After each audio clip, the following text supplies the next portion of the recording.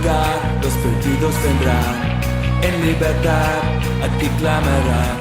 Llevaste la cruz, moriste, vivo estás, mi Dios, a ti mi vida te daré.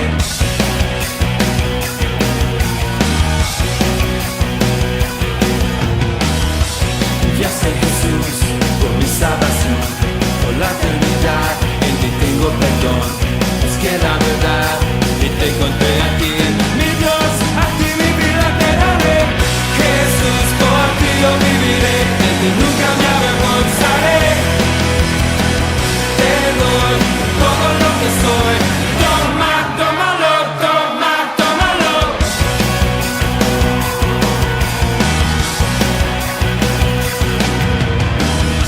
Enviaste a Jesús por mi salvación, por la eternidad, en ti tengo perdón. Busqué la verdad y te encontré aquí. Mi Dios, a ti mi vida te daré. Jesús, por ti yo viviré, de ti nunca me avergonzaré. Te doy todo lo que soy. Toma, tómalo, toma, tómalo. Jesús, por ti yo viviré, de ti nunca me avergonzaré. Te doy todo lo que soy. Toma, tómalo, toma, tómalo. Eres el que viste ciego das, brillas en la oscuridad. La salvación del mundo en tus manos está. Eres el que viste ciego das, brillas en la oscuridad. La salvación del mundo en tus manos está.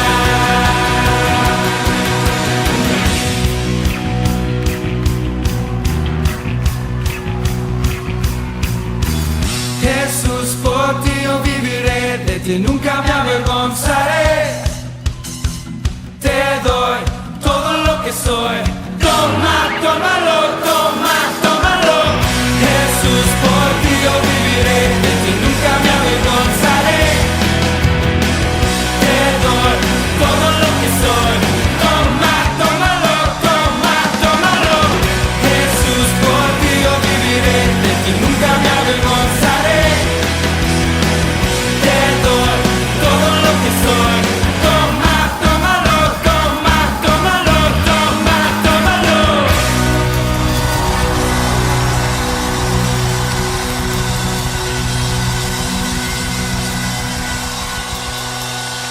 Hola, nuevamente les saludo con mucho cariño, con mucho amor, feliz de estar por este medio y que sigamos teniendo contacto.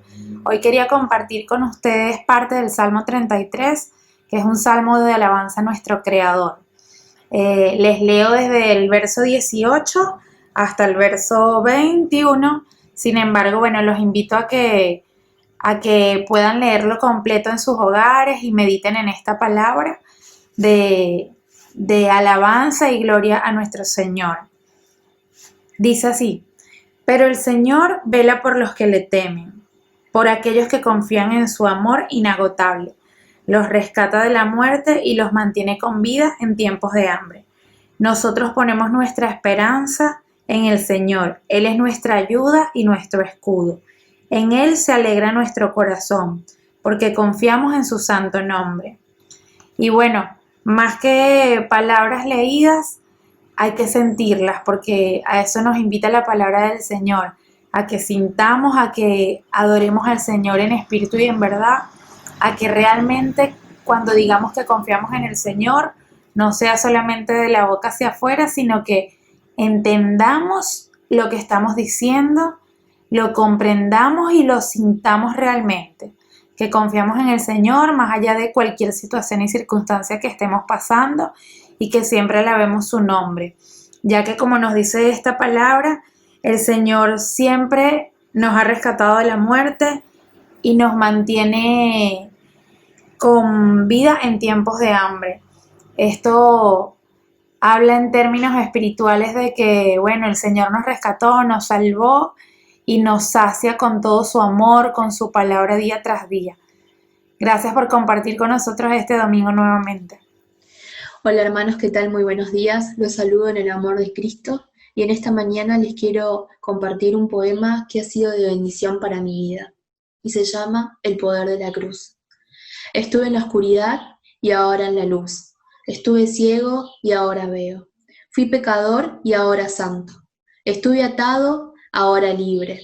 Ese es el poder de la cruz. Mira cómo caen las cadenas. Fui un extraño, ahora soy un hijo. Vacío, ahora completo. Condenado, ahora reconciliado. Quebrado, ahora sanado. Mira cómo caen las cadenas. Fui pródigo, ahora en casa. Estuve perdido y ahora fui encontrado. Fui enemigo, ahora un amigo. Ese es el poder de la cruz. Mira cómo caen las cadenas. Ese es el poder de la cruz. Mira cómo caen las cadenas. Y en esta mañana, hermano, yo te quiero invitar a que lleves ese vacío, ese pecado, esa angustia que tenés a los pies de Cristo, porque en la cruz hay poder, porque en Él podemos encontrar gracia, misericordia, sanidad y por sobre todo, salvación. En Él podemos tener una vida nueva. Gracias, Cristo, por el poder de la cruz. Gracias porque sin ese sacrificio nada seríamos. Amén. Muy buenos días para todos los que están siguiendo este video. Vamos a leer el capítulo 1 del profeta Ageo. Dice así: el día primero del mes sexto del año segundo del rey Darío, la palabra del Señor vino por medio del profeta Ageo a Zorobabel, hijo de Salatiel, gobernador de Judá, y a Josué, hijo de Josadac, sumo sacerdote, y dijo: así ha dicho el Señor de los ejércitos, este pueblo dice, todavía no es tiempo de que la casa del Señor sea reedificada. Entonces la palabra del Señor vino por medio del profeta Ageo y dijo: ¿acaso sí es tiempo de que ustedes habiten en sus casas artesonadas y de que esta casa esté desierta? Pues así ha dicho el Señor de los ejércitos. Piensen bien lo que hacen. Ustedes siembran mucho y recogen poco, comen y no se sacian, beben y no quedan satisfechos, se visten y no entran en calor, y los que trabajan por un jornal lo reciben en saco roto. Así ha dicho el Señor de los ejércitos. Piensen en lo que hacen. Vayan al monte y traigan madera y reconstruyan mi casa. Yo pondré en ella mi beneplácito y seré glorificado. Yo el Señor lo he dicho. Ustedes buscan mucho y encuentran poco. Lo que ustedes guardan en su casa, yo de un soplo lo disipo. ¿Y por qué? Porque mi casa está desierta, mientras cada uno de ustedes corre a su propia casa. Palabra del Señor de los ejércitos. Esta mañana tenemos al doctor Mariano Molina entre nosotros y él nos va a compartir sobre el profeta Ageo. Mariano, un gusto tenerte con nosotros. Bienvenido, aunque ya sos de la casa. Y bueno, te invito a que prestes mucha atención a esta reflexión en que vamos a ver un asunto de prioridades, el profeta Ageo. Mariano, otra vez, gracias por visitarnos y adelante, te escuchamos con atención.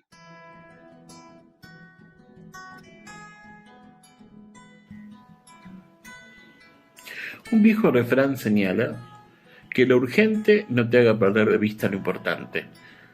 Me parece que esa frase establece una perfecta síntesis de la problemática que pretende resolver Ageo, que denuncia y que además pretende, obviamente, que se resuelva. Ageo es uno de los libros más cortos del Antiguo Testamento, pero quizás uno de los más profundos, no solo por la problemática que se presenta en el libro, que hace a cómo debe desarrollarse toda la vida cristiana, sino también por la especial conexión que tiene el libro con las profecías del Antiguo Testamento.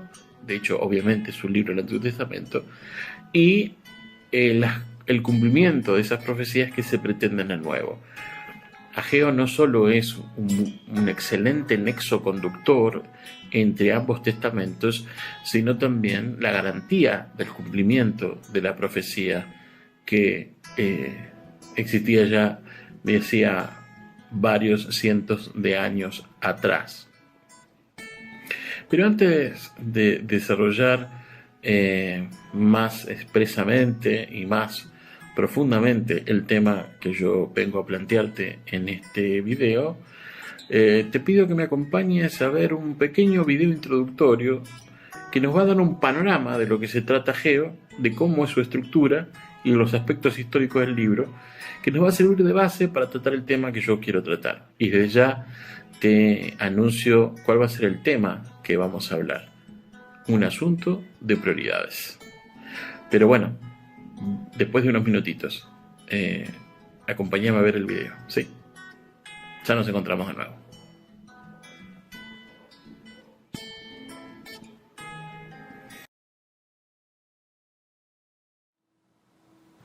El libro del profeta Ageo es uno de los libros proféticos más cortos, pero es crucial en la narrativa completa de la Biblia hebrea. Durante siglos, los profetas hebreos habían estado acusando a Israel de quebrantar su pacto con Dios a través de la idolatría y la injusticia. Y ellos advirtieron que Dios enviaría al gran imperio de Babilonia para acabar con Jerusalén, destruir el templo y llevar al pueblo al exilio. Y todo sucedió en el año 587 a.C., pero ese no fue el final de la historia. Los profetas también creían que todavía había esperanza y que Dios un día traería de vuelta un remanente transformado de su pueblo, Israel, para vivir en una nueva Jerusalén, donde la presencia de Dios moraría entre ellos.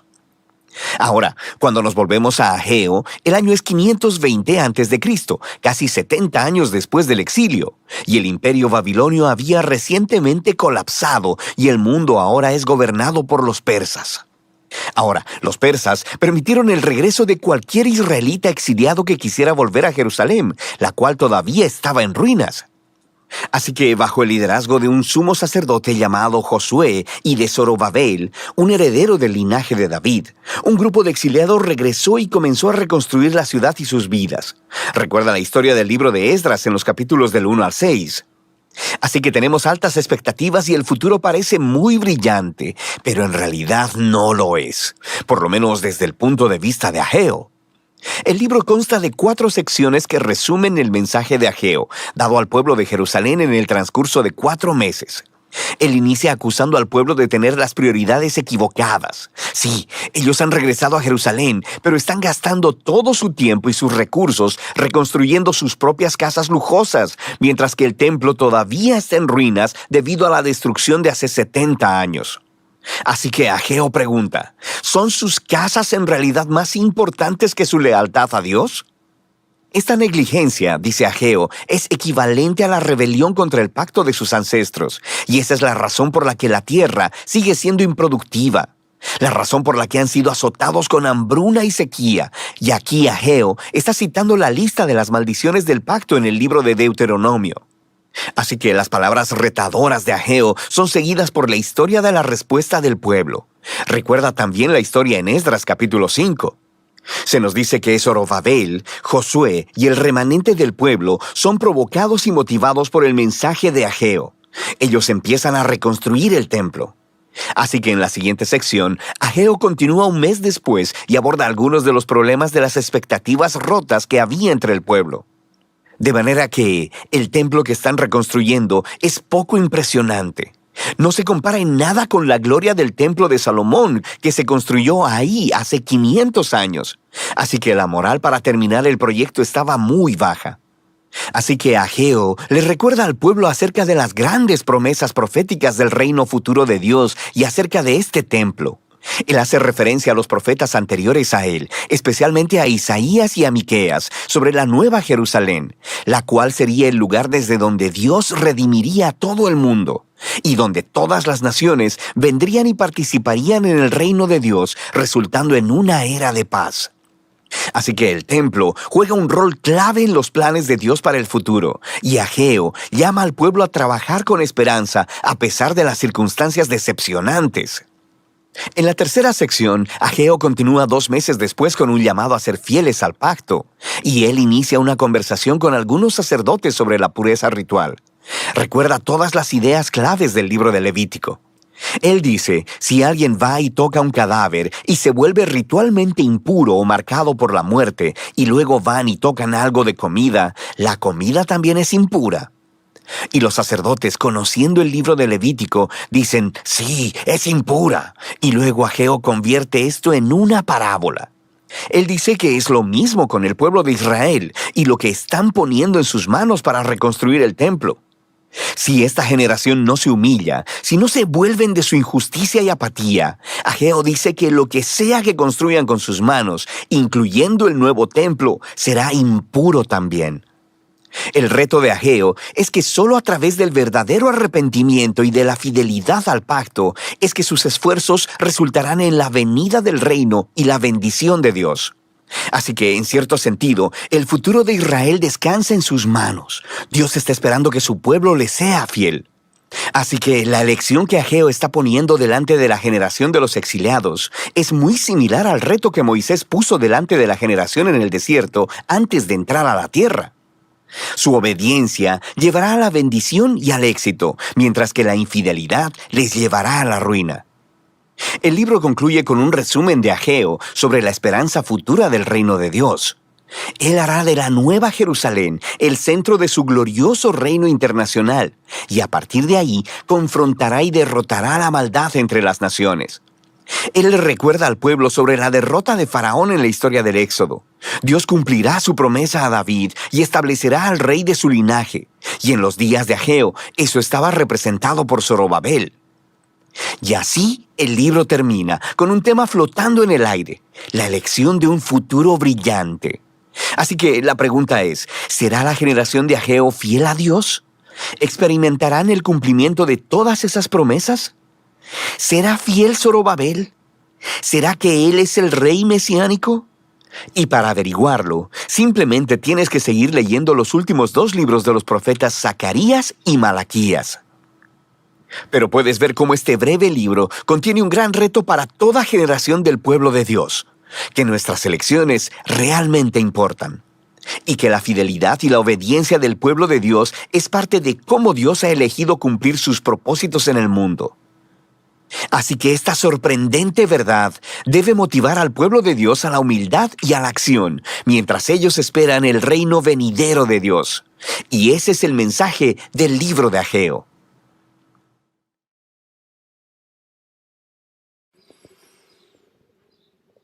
Bueno, excelente. Hemos visto la introducción que nos dio un panorama muy detallado de Ageo, de los temas que trata. Yo quisiera quedarme con el primer tema, que tiene que ver con un asunto de prioridades. Y acá es muy importante establecer esta situación para poder interpretar el texto como corresponde.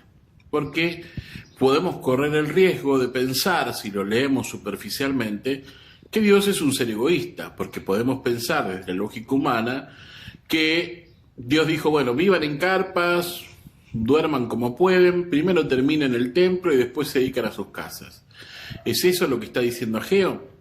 Si uno recuerda, por ejemplo, a Jesús en el Nuevo Testamento, diciendo que el interés principal de Dios es el hombre y no la ley, no la norma, no la religión, Jesús discutiendo con los fariseos, por ejemplo, por el asunto del sábado, uno no puede pensar de que Dios cambió de parecer, que una cosa en el antiguo y que otra cosa en el nuevo. No, es el mismo Dios. Eso presumimos, ¿no? A la hora de interpretar, que Dios no ha cambiado.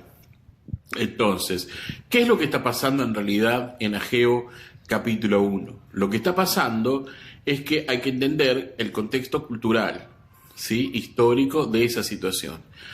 Para la religión de Israel, para el pensamiento de Israel, el templo simbolizaba la misma presencia de Dios en medio de su pueblo. Que el templo esté destruido o no esté cuidado implicaba que se había descuidado la relación entre Dios y el pueblo.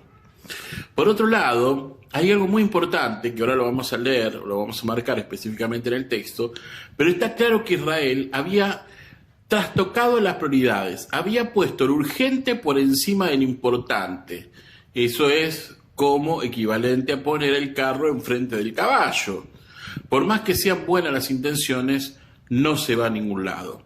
Ahora vamos a ver en el texto qué es lo que nos está diciendo realmente.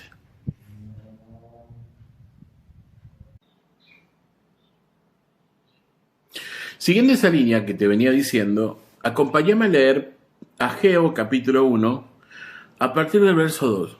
Mirá lo que dice. Así dice el Señor Todopoderoso. Este pueblo alega que todavía no es el momento apropiado para ir a reconstruir la casa del Señor. También vino esta palabra del Señor por medio del profeta Ageo. ¿Acaso es el momento apropiado para que ustedes residan en casas techadas mientras que esta casa está en ruinas? Así dice el Señor Todopoderoso. Reflexionen sobre su proceder. Entonces, fíjate acá. El pueblo dice, ¿qué tengo que elegir? ¿Qué voy a elegir? Dice, no, prefiero construir mi casa antes que construir el templo. No es el momento de construir el templo. Y Dios le dice, ¿cómo que no es el momento de construir el templo? Ustedes están procurando primeramente resolver cómo van a vivir su vida sin tomarme en cuenta a mí. Porque recordad, reconstruir el templo implicaba restablecer a su totalidad la relación con Dios. Eso era lo que simbolizaba que Israel dijera, me voy a ocupar primero de mí y después del templo. No está diciendo Dios, no me interesa cómo vivas vos, primero quiero vivir yo. Bien, quiero que me reconstruyas, soy un Dios celoso que necesita de idolatría. No, porque Dios no es un ídolo, ¿sí? Jehová no es un ídolo, Yahvé no es un ídolo, Jesús no es un ídolo, Cristo no es un ídolo, nuestro Dios no es un ídolo, es Dios, es Señor por sobre todas las cosas, es el creador del cielo y la tierra, es el Señor de nuestra vida. Lo que está diciendo Dios acá es que vos cambiaste mis prioridades, vos te pusiste en primer lugar antes que a mí. Pusiste a tu familia y a tu bienestar, lo que vos considerás que debe ser lo correcto, antes que mi opinión, antes de yo estar involucrado en esa que es tu vida, en esa que es la relación que debemos tener. La dejaste de lado. Ese es el problema que se presenta en Ageo. Por eso le dice, ¿acaso es el momento apropiado para que ustedes residan en casas techadas mientras que esta casa está en ruina? ¿Acaso es el momento apropiado para que ustedes, en teoría, prosperen y mi relación con ustedes se quede en un segundo o tercer lugar? Esto es muy importante. ¿Por qué? Porque si no, Dios se convierte en un ídolo, en alguien que voy a acudir en algún momento. Y Dios quiere estar presente constantemente las 24 horas del día en nuestra vida. Seguimos. Un pasaje del Nuevo Testamento refleja perfectamente bien cuál es el verdadero interés de nuestro Señor. El pasaje se encuentra en Apocalipsis capítulo 2, que es la carta que el Cristo resucitado le ordena a Juan que escriba y que se la dirija a la iglesia de Éfeso. La iglesia de Éfeso era una iglesia numerosa, era una mega iglesia de aquella época, una iglesia que era para muchas de las iglesias alrededor como una especie de guía, ¿sí? Un modelo a seguir. Dios elogia a esa iglesia en esa carta. Le dice, conozco tus obras, tu duro trabajo, tu perseverancia. Sé que no puedes soportar los malvados y que has puesto a prueba a los que dicen ser apóstoles, pero no lo son, y has descubierto que son falsos. Has perseverado y sufrido por mi nombre sin desanimarte. Te lo reconozco, Éfeso. Eres una gran iglesia. Sin embargo, dice el verso 4, tengo contra ti que has perdido el primer amor. Y es tan grave eso que el mismo Señor le dice, arrepiéntete y vuelve a practicar las obras que hacías al principio. ¿De qué se trata esto? El problema de la iglesia de Éfeso es que había puesto el piloto automático. Para hacer un paralelo y podamos entender mejor, la iglesia de Éfeso se estaba comportando en su relación con Dios exactamente como el hermano mayor de la famosa parábola del hijo pródigo. El hermano mayor estaba al lado del padre, no se había ido, no había dilapidado su fortuna, no había deshonrado en teoría al padre, sin embargo estaba en piloto automático, estaba tan alejado del padre como el hijo pródigo. Bueno, la iglesia de Éfeso estaba pasando exactamente lo mismo. Había entrado en piloto automático. Ahora podemos ver mejor en perspectiva lo que estaba pasando en Ageo. En Ageo, la gente, el pueblo de Israel, se preocupaba más por ellos mismos que por la relación con Dios. No es que Dios le dice, no se preocupen por el bienestar de su familia, o no se preocupen por dónde van a vivir, ni por el bienestar de su casa, de su techo. No. El tema fue que el pueblo de Israel había cambiado las prioridades, había puesto en primer lugar su bienestar por encima de la relación con Dios. Y acá en la iglesia de Éfeso pasaba algo similar. Había puesto la religiosidad, las meras formas de la religión cristiana por encima de una relación vivaz con el Señor. Por eso es que Dios dice lo que dice tanto en Ageo como en Apocalipsis. En un pasaje del Evangelio según San Mateo, capítulo 6, Jesús habla y le dice a los discípulos y a la gente que estaba alrededor, más bien busquen primeramente el reino de Dios y su justicia y todas las demás cosas serán añadidas. ¿Qué significa eso? Significa que la primera prioridad del cristiano es amar a Dios con todo su corazón y con todas sus fuerzas. La primera prioridad del cristiano es cultivar una relación vivaz con Dios, de tal modo que todo lo demás, aun cuando sea importante y aun cuando sea urgente, pase a segundo plano. Ese debe ser el verdadero foco del cristianismo. Por eso les dice en este pasaje de Mateo, no se preocupen por lo que van a vestir o por lo que van a comer. No se afanen por lo que va a pasar mañana. Dios, así como se ocupa de las aves, se va a preocupar también por ustedes. Primero, ustedes pongan el foco en la voluntad de Dios para su vida. Por eso dice, busquen primeramente el reino de Dios y su justicia, su perfecta voluntad. Una voluntad que tiene que ver no solo con tu propia conducta, sino también en la conducta que tenés que tener con los demás. Y de esa forma vas a reflejar cuál es tu grado de relación con Dios. Efesios 2:10 va a decir que somos creación suyas, ¿sí? Hechos a su imagen y semejanza para practicar las buenas obras que Dios preparó de antemano para que anduviésemos, dice, en ellas. Significa, ese pasaje es algo muy rico, porque significa que Dios nos rescata y de esa vana manera de vivir, de esa muerte en delitos y pecados, nos rescata para que cambiemos completamente nuestra mentalidad y nuestra forma de actuar. Y nos parezcamos cada vez más a Jesucristo. ¿Cuál es la única forma que tenemos de parecernos cada vez más a Jesucristo? Es cultivar una relación muy personal con Él, de tal modo que nuestra máxima obsesión, para llamarlo de alguna manera, sea parecernos a Él, actuar como Él, pero en una relación vivaz, no en una mera relación formal, en una relación completamente vital. Ese es el término que yo que estaba buscando. Una relación vital, viva, de tal modo que cada vez que alguien venga, no me vea a mí, sino que lo vea a Cristo. Por eso va a decir San Juan, capítulo 15, que si permaneces en Él, vas a tener frutos. Y los frutos tienen que ver con que vamos a poder emanar la propia personalidad de Cristo en nuestras vidas. Y ahí vamos a tener la verdadera prioridad en nuestra relación con Dios, que es Él y solamente que Él primero. Todo lo demás es secundario, viene por añadidura. Será por eso entonces que Habacuc termina de esta manera su libro. Aunque la higuera no dé renuevos ni haya fruto en las vides, aunque falle la cosecha del olivo y los campos no produzcan alimentos, aunque en el aprisco no haya ovejas ni ganado alguno en los establos, aún así yo me regocijaré en el Señor, me alegraré en Dios, mi libertador. Aunque todo lo demás caiga, yo permaneceré fiel con Dios. ¿Por qué? Porque entendí, si lo pudiéramos tener a Habacuc y lo sentamos acá al lado, entendí que lo único que importa es Dios. Puede faltar todo lo demás, pero lo único que importa es Dios. Entonces ahora podemos entender un poquito mejor lo que Dios dice en Ageo. No cambien las prioridades. Yo soy primero. Todo lo demás viene después. Así que yo quiero hacerte la siguiente pregunta. En tu vida cristiana, ¿cuáles son tus prioridades? Pensalo.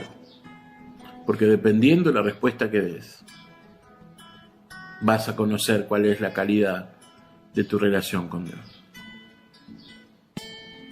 Bendiciones.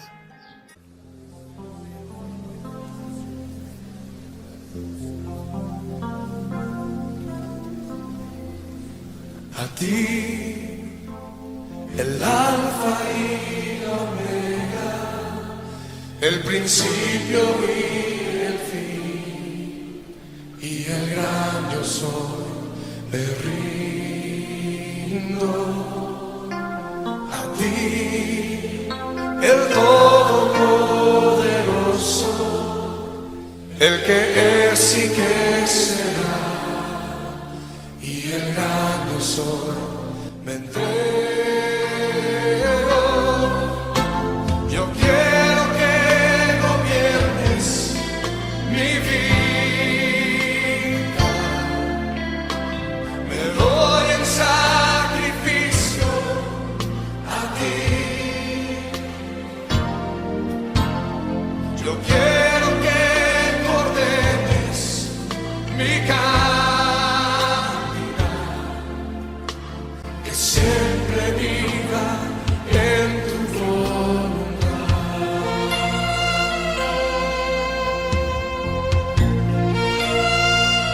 Y una vez más, a ti, el alfa y la omega, el principio y el fin, y el gran yo soy, me rindo.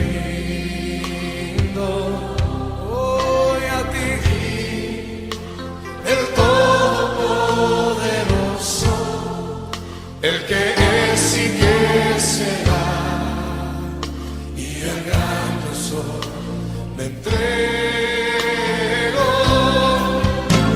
Yo quiero que gobiernes mi vida. Me doy en sacrificio a ti. Yo quiero que tú ordenes mi caminar, que siempre viva en tu voluntad.